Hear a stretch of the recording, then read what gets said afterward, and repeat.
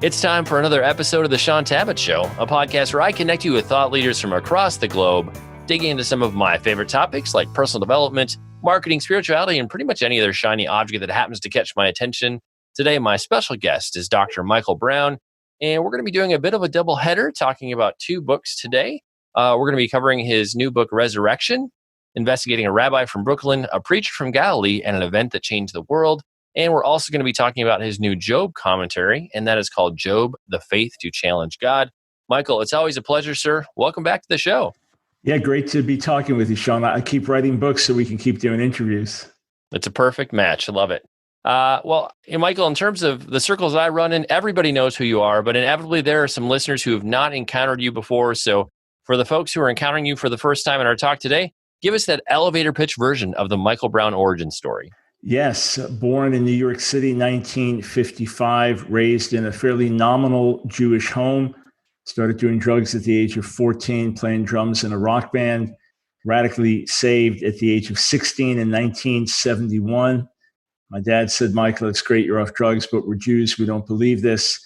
That led to me dialoguing with local rabbis, which led to me studying Hebrew in college and ultimately getting a PhD in Semitic languages from New York University. So debating, dialoguing with rabbis, reaching out to the Jewish people has been part of my life for the last 50 years almost. And then doing serious biblical scholarship, so commentaries and lecturing at seminaries, that's been a part of my life. But because I got radically, wonderfully saved, encountered the Lord, my heart's burned for revival, for renewal, to see the church ablaze. With that, my heart's burned for the nations. So I've been overseas a couple hundred times ministering the gospel. And our ministry really has three main emphases, all with the letter R. So revival in the church, that's a great passion. Revolution in society, meaning a gospel-based moral and cultural revolution as Jesus changes us and we change the world around us. And redemption in Israel, seeing the Jewish people saved. So we've given ourselves to that in many different ways for many years now, in writing and teaching and preaching, in debate, in dialogue, in traveling ministry. I do a daily radio show, The Line of Fire, daily talk radio show 5 days a week for over 12 years now, and host shows on different Christian TV networks, and write really about 5 articles a week, op-ed pieces dealing with what's happening in the world around us. So we stay active and busy. And as we're doing this interview now, recording it in the midst of the shutdown and the lockdown and so much upheaval, it's pretty much life as normal for me in terms of here we are seeking to get a message out in writing and through the internet and serve the body and touch the world. Yeah, it is interesting. You know, for me, I work at home, so life feels fairly normal, at least in that regard. I am excited to see at the number of books that come out of this season, because there are so many authors who have downtime that they would not normally have in this season. And so I know there are a lot of people feverishly writing behind the scenes. We're actually recording this interview on Good Friday, so it seems appropriate that we start with your book titled Resurrection. So let's dive into the story behind that book. I'd love to hear a little bit about what inspired you to write about potential messiahs in Jewish history, and I'm going to try not to butcher this, particularly the Lubavitcher Rebbe. Did I do it right? You nailed it, man. You nailed it. So here's the deal. When I came to faith and began to dialogue with rabbis, they challenged me on the Messianic prophecies. They challenged me on the New Testament quoting the Old Testament. They challenged me on why I wasn't living as a traditional Jew. But they didn't talk a lot about the resurrection. It just wasn't something we discussed. And obviously they didn't believe in it, but it wasn't something they challenged me on. So over the years, as I began to develop answers to questions, ended up writing 5 volumes on answering Jewish objections to Jesus, I dealt with the most common questions, objections that came my way. And resurrection was not one of the major ones. Plus, I felt that there were top Christian scholars that had addressed this from every angle. So they had already done the work. Let me do the work that hadn't been done. And what happened was a couple of years back, I was sitting with 2 young Messianic Jewish men, college age, grad school age. They're very active in apologetics and outreach to our community. And they were talking about the resurrection and arguments from a Jewish perspective. And it struck me, I need to write on this. It's such a central theme of our faith. I should say something about this as well. And then God gripped me very intensely and gave me a mandate to write this book, Resurrection. And here's what really prompted it. There was a famous rabbi known as the Lubavitcher Rebbe, Lubavitcher being the particular Hasidic or ultra-Orthodox group that he led. And Rebbe is just the name they give to the grand rabbi of their community. So right now there are a number of esteemed rabbis on the earth that are called Rebbe. So this was the Rebbe of the Lubavitcher movement. And he built this movement up from an obscure Eastern European movement that was mainly ingrown to an outreach movement to the Jewish world that is probably the most influential Jewish movement on the earth today, traditional Jewish movement. And as he got older, his followers began to wonder, could he be the Messiah? His teaching constantly emphasized the nearness of the Messiah. And in Jewish tradition, there's a belief that in every generation, there could be a potential Messiah waiting to be revealed if the circumstances will be right and the people of Israel will truly turn to God. So as he got older, they began to wonder, could he be the Messiah? And then he had 2 serious strokes, became very ill, was unable to communicate, and they became even more convinced he's about to be revealed as the Messiah. And then he died, June of 94. And of course, it was a crushing blow because they were so sure he was the Messiah. They were so devoted to him. He had sent out missionaries, emissaries around the world to reach Jews, and the movement was growing, and surely he's the Messiah. Now he's dead. And they began to say, well, he's going to rise, or his death was just a test for our eyes. Well, that was 94. That was over 25 years ago. But I had read yet another biography about the Rebbe right at this time. And with the 25th anniversary of his death, there was a lot of talk about him.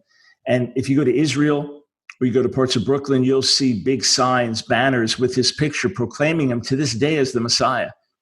And I was struck by the fact, wait a second, we can use this as a modern day test case to contrast the stories of his death and life beyond the grave with that of Jesus. And that's what got me going on this. And I realized I could write this book from a new angle, from an angle that had not yet been touched on. And it could be a very powerful argument, especially to reach Jewish people. So I haven't opened up what the argument is, but that's how I got to write this. But it was unusual the way I received an intense burden and a sense of mandate. You must get this out, and it will reach the Jewish community. You have a chapter in the book titled, Why Not Judaism for Jews and Christianity for Gentiles? And as I look back on the years of having theological discussions, I've had conversations with people who ask that question, well, why don't we just let the Jews do their thing and we'll have all the Gentile folks do their thing? From your perspective, why is it important that Jesus was a Jew? Why was that necessary? Yes, well, excuse me.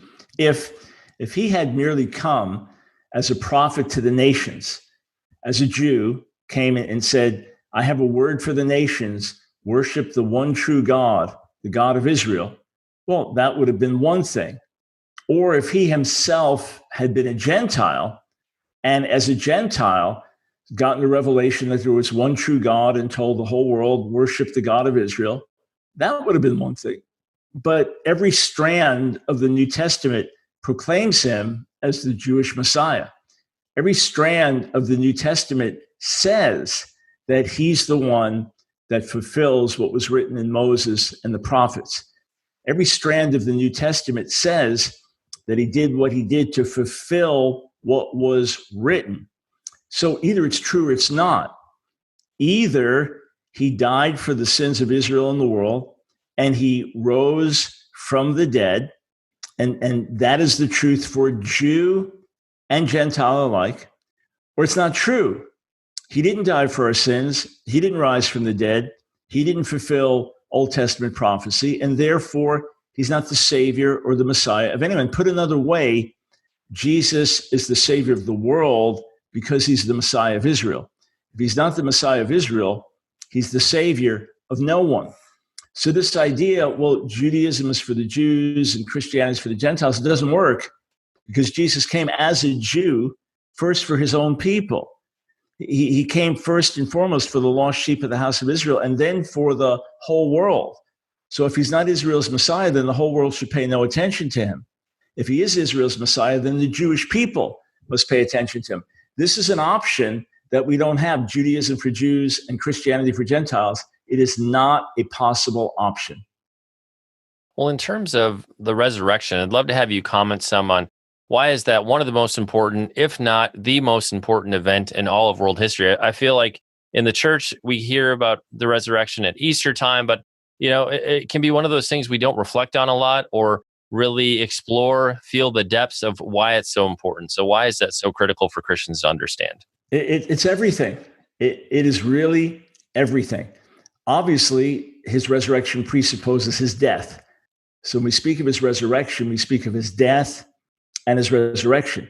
So we believe this man dies on the cross to pay for the sins of the world. This Jewish carpenter crucified by the Romans is saving the whole world. It can seem utterly preposterous on the one hand, but he rose from the dead, never to die again, in the presence of multiple witnesses. They saw him after his resurrection, and not just one or two, but up to 500, and over a period of weeks. Nothing like this ever recorded, no claims like this ever recorded for anyone else who ever died before. And if he's risen, then everything he said is true. If he's risen, then he's coming again. If he's risen, then we can 100% put our trust in him to save us. That's all I need to know. And it's a constant reality to me, Shaun. It's something I live with 24/7. It's what gives me confidence in the face of any storm, all opposition. Well, he's risen. It's done. It's that foundational. And you see, here's what's fascinating, a major theme that I open up in my new book, Resurrection. Scholars, skeptics, psychologists, sociologists, others, they said, listen, here's the reality. The disciples experienced cognitive dissonance. They went into a state of denial. They were so sure Jesus was the Messiah. When he died, it completely crushed them. And it was so crushing that they couldn't handle it. And instead, they went into denial to the point that they literally believed that they saw him rise from the dead. Now, on a psychological viewpoint, that's been disputed, that things like this just don't happen with mass hallucinations of resurrection. But I realized I could now argue this from another point. You see, because the disciples in the New Testament were not expecting Jesus to die. He kept saying it, but they couldn't get it. He said he's going to die and rise. They couldn't wrap their minds around it. They thought he's going to die, it's all over. When he dies, that's it.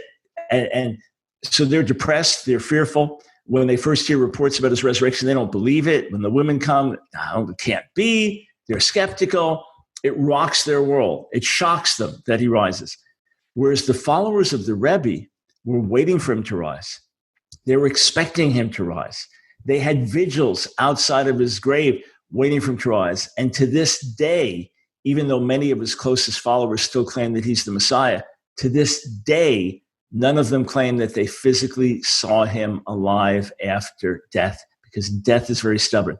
Not only so, they deny the reality of his death. They'll say, well, his death was a test for our physical eyes. Well, if you look on their calendars, they don't even have this day when he died in June. They don't even have it on their calendar recognizing his death because they have to deny it. And then ultimately, because he didn't rise, the movement moved on without that. And the official proclamation of the major rabbis of the movement today is that we don't believe he's the Messiah. We believe he could have been, but he wasn't the Messiah. So interestingly, they had to change their narrative because he didn't rise. So we have a modern day test case, and we can contrast it with the reality of the resurrection of the Messiah to the shock of his disciples. The fact that he's risen, that's all I need to know. Everything else will fall into place. Michael, in terms of the reader's overall journey with this book, when they get to the last page of Resurrection, what's that key message, that key concept you hope every single reader hears loud and clear? I believe a light's going to go on where faith is strength. Yes, it's true. Even though we often know things are true, we don't feel the full weight of it, the full reality of it, the full power of it. I believe with this, there'll be this overwhelming, even deepening sense of joy and excitement. Yes, He is risen. I believe it's going to be a great faith builder. Amen. Well, that's a hopeful thing to hear on Good Friday. Thank you so much for that. So that wraps up our conversation about resurrection. Now we're going to transition over to Michael's brand new Job commentary. Now, in terms of academic books, especially commentaries, I know that's usually a different, much longer journey if we're going to contrast that with the average straight book. So would love to just hear about what was the length of time invested in this Job commentary to get it to market. It must have been a bit of a journey. Yes. If you want to give the full scope of it, it's about a 10-year period. And you are very right about academic books. I wrote a commentary on Jeremiah, Shaun, and it was part of a series. And because my book, my commentary was like 550 pages, but it was coming out along with a couple of other books. So it was going to be one volume over 900 pages. From the time I finished the commentary to the time it was published was 5 years because I had to wait for the others to get their work done. So, and then academic work, the editing is tedious and it's just a whole different process. Now, I had been fascinated by the book of Job my whole believing life. It's just so much about it. It's like, what? Just couldn't understand it and found myself digging deeper into it. And then teaching in Bible college and seminary, I would often do classes on the book of Job. But it so happened is a little over 10 years ago, I was teaching again a class on Job at a local seminary. So it was students from bachelor's degree up to PhD. We had great discussions. It was a wonderful class on Job. And I got so excited about it. I got almost obsessed. I've got to write a commentary on Job. Now, I had been accumulating a large library of Job commentaries and books over the years. But I said, I've got to dig in deeper. I've got to write a whole commentary on Job. So I began to contact different publishers, and they said, we'd love for you to do it, but we have a series coming out, a commentary series, but we've already assigned the commentary on Job. Yes, same with another publisher. We'd love to have you do it, but the Job commentary is already assigned. So I reached out to Hendrickson publishers, and I said, hey, how do you feel about a standalone commentary? In other words, it won't be part of a series. It'll be a standalone commentary. They were interested in it. I began to work on it, but then got waylaid with other projects. Different things came up, and I didn't think the time frame was really that tight. So I was kind of working on it in the background. And they said, hey, when are you getting this in? I thought, okay, I better work on this more. So I worked on it day and night. And then one of the editors said it would be great if you did a translation of Job, a new translation to include. Well, it's the hardest book of the Bible to translate by far, in my view.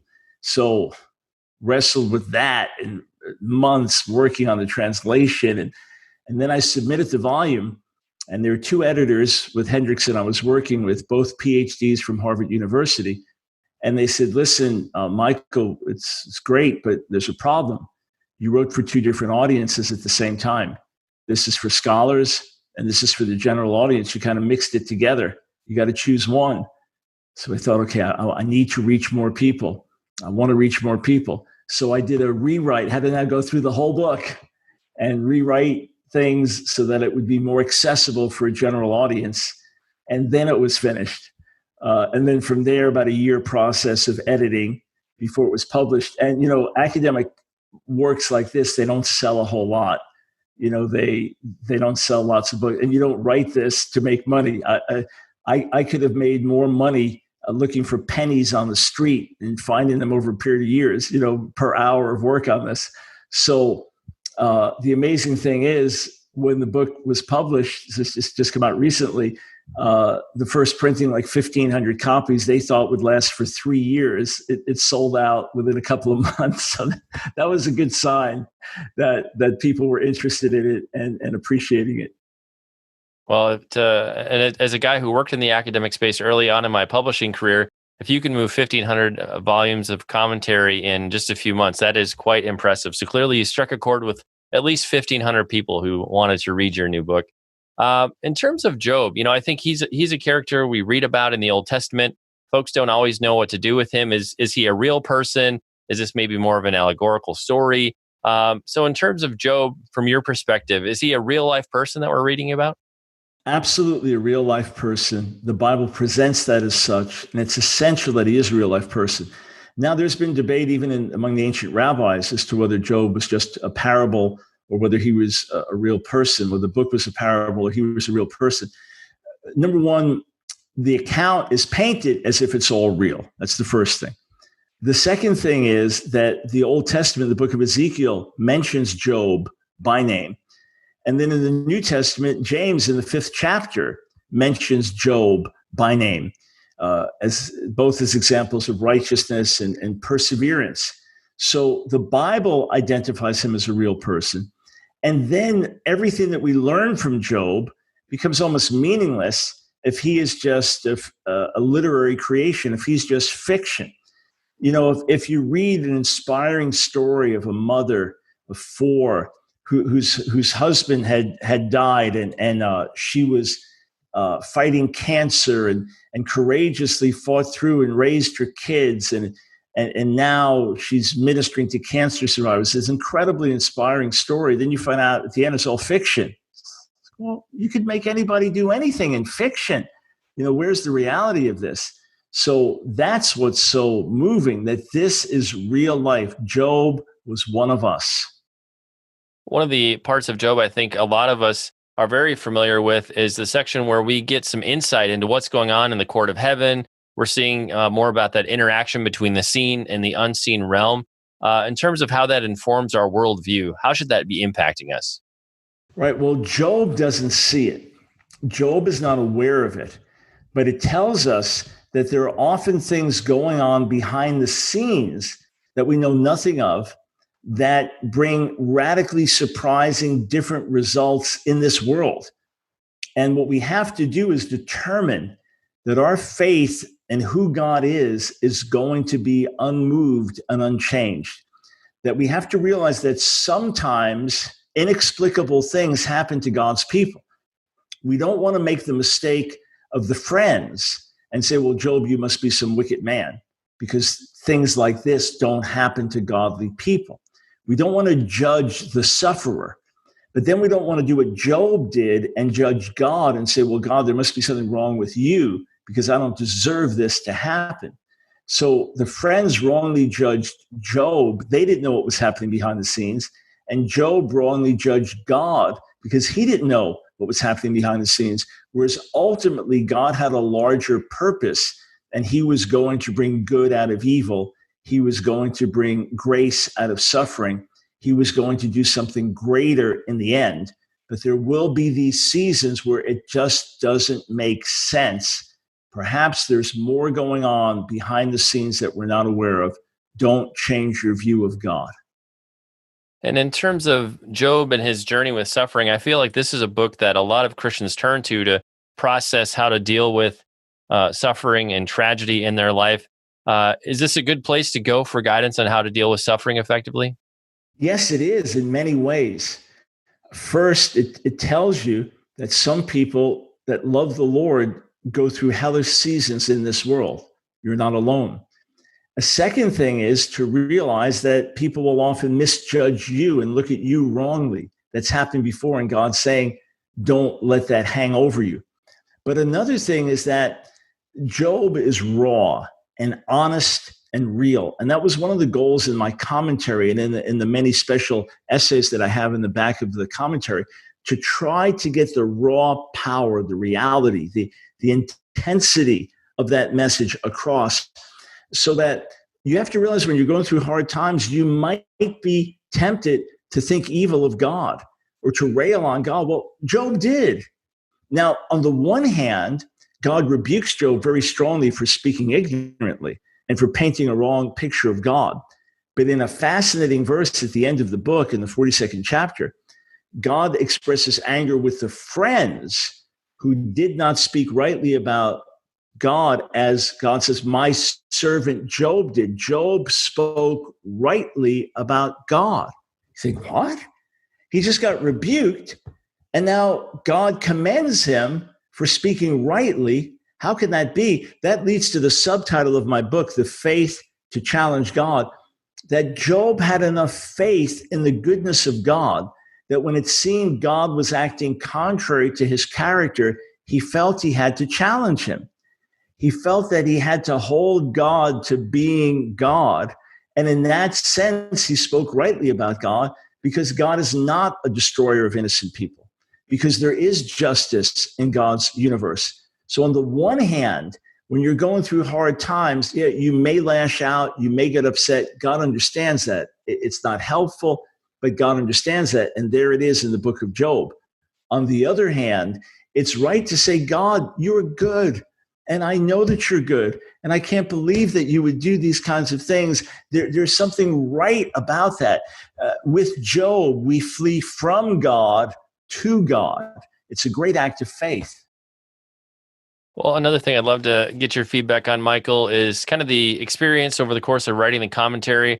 Were there any discoveries or surprises that challenged you? I'm sure there were some unexpected things you found along this 10-year journey. Yes, just so many insights that arose. One thing I realized was the narrow orthodoxy of the Friends. They had a very stiff view of things.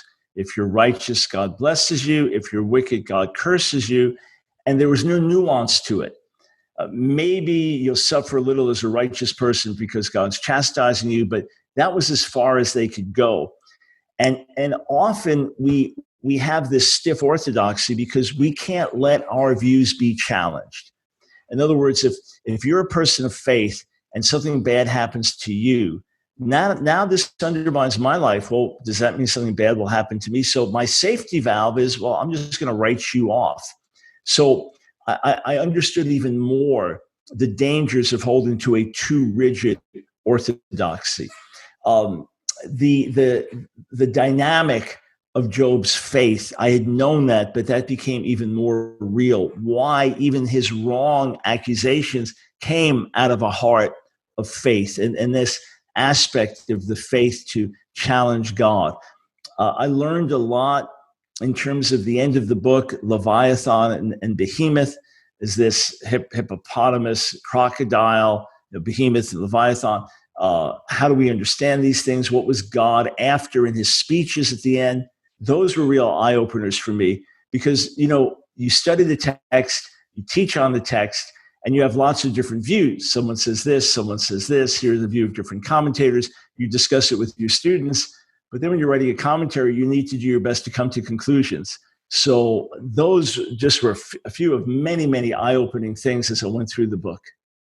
Well, if I put on the lens or hat of some of my academic friends, I know a lot of them, in terms of considering a new commentary, they're always curious, what's the unique contribution this new volume is going to make to the discussion? So if you contrast your Job commentary with other popular Job commentaries, what's special, or what's the secret sauce that you're bringing to the table?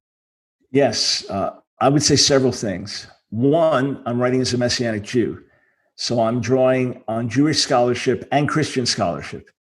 Many will get either or. So I'm drawing on both, and they often approach things differently. So that's fascinating. That's one thing. Second, I wrote with all the scholarly apparatus, with all the scholarly background, with all the philological tools and things like that, but packaged things so that anyone could read it. So it's not a popular commentary in the sense of just I went preaching through the book of Job and its inspirational sermons, but rather with all of the scholarly rigor, put this together, but then presented it in a way that anyone interested could read it. So it combines those elements. And I think another element is that I really try to convey the spirituality and the raw faith and emotion of Job. And then I conclude with a series of special essays that are very, very practical. What would Job say to a godly sufferer? Challenging God as an act of faith. How did Job and Jesus compare? Who was Hasatan, the adversary, Satan in the book of Job? The dangers of holding to a too rigid orthodoxy that I mentioned. Special essays on the Leviathan and Behemoth and so on. So the special essays at the back, I think, add to this as well. So I believe it's unique in a number of different ways, and the responses we got from scholars, theologians, professors seem to verify that the book did strike a chord by God's grace. And Michael, you are working all across the web. You're doing video shows, you're doing audio shows. You've got tons of articles coming out every week. So, in terms of where we can connect with you and stay in touch with what you're doing, where are some of the places we can find you on the web? Best place is my website, askdrbrown.org, askdrbrown.org. And you can connect with me there, read my articles, normally 4 or 5 a week, the daily radio show, new videos that we put out, other links to other activities. And then if you're active on Facebook or YouTube or Twitter, you can connect with us there. You can follow us. You can subscribe to our YouTube channel. So this way, the moment something's happening, you'll know about it. And I encourage everyone that as soon as you go to the website, sign up to get our emails, and you'll get a free mini book, 7 Secrets of the Real Messiah, an ebook when you sign up. So go to the website, askdrbrown.org, and get on our email list. And like we do with every episode, we'll have detailed links in the show notes, places where you can connect with Dr. Brown and pick up your own copy of both of these great new books. It's time to bring this episode of the Shaun Tabatt Show to a close. Many thanks for being a part of my conversation with Dr. Michael Brown. Once again, our books today were Resurrection, Investigating a Rabbi from Brooklyn, A Preacher from Galilee, and an Event that Changed the World, and his brand new commentary, Job, the Faith to Challenge God. Again, for more on Michael and his excellent books and resources, a great place to start is his website. You can find that over at askdrbrown.org. And Michael, I just want to say thanks for sharing with us today. It's always an honor and a pleasure to have you join us on the show. Always be great to be with you. Thanks, Shaun.